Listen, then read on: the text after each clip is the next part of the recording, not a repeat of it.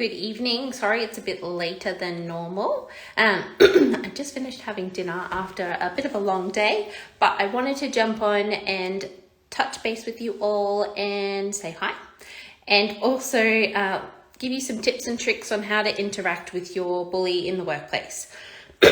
So apart from running away, which I was very good at, and avoiding your bully, you can also make sure that you kind of set the interactions on your terms. So set the interactions on your terms and making sure that you're prepared for whatever interaction you're going to, have with that person as much as possible. So whether that's a meeting, making sure that you are prepared, or even kind of inviting, or if you are able to invite other people so that it's not just you and your bully. That way you've got one, a witness, and two, a bit of a buffer so that you don't feel as uncomfortable interacting with that person. The interaction itself, I find that breathing is really important. Don't forget your breathing, because especially when we're in a tense situation, we kind of tend to hold our breath, and that actually increases our anxiety. I was the queen at that. But concentrating on your breathing, and also making sure that you kind of remember that they're still a person. Yes, that they are awful and they are scary, but when you are interacting with them, making sure that we're controlling our breathing, speaking slowly. I also had someone give me a tip, which actually worked quite well. Don't give them more than what you need to. So if they ask you a question, try and keep the answer as succinct as possible. So if you can get a yes or a no, or a no problem out of the interaction, then, and you can kind of remove yourself.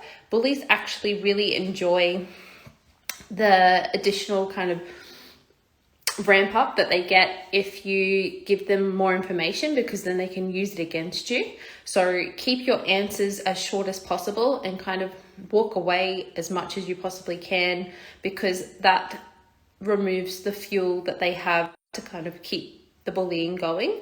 And it also deflates them, because they kind of get off on the power and making you feel uncomfortable. So as long as you can feel as strong as possible in the interaction. I know I used to hold it together, and people used to be like, oh my God, that was awful. How did you do it? And then I'd run off into an office or somewhere private so that I could cry, because I found that if I got anxious, I either got angry. Well, I usually got angry, and angry came out usually crying, which was the more appropriate thing in the workplace rather than punching someone, which I would always advocate. Crying kind of feels a bit awful, but it's the better alternative to being brought up on charges. So bear that in mind. But when you're interacting with your bully, try and maintain your composure as much as possible, even if you know you're going to need to go and let it out some other way afterwards.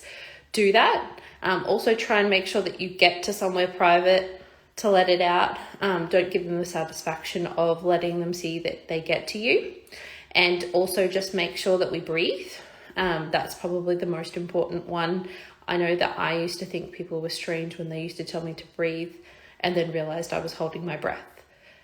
So just bear that in mind. I hope those tips and tricks help, and have a great evening, and I'm sure we'll chat again soon.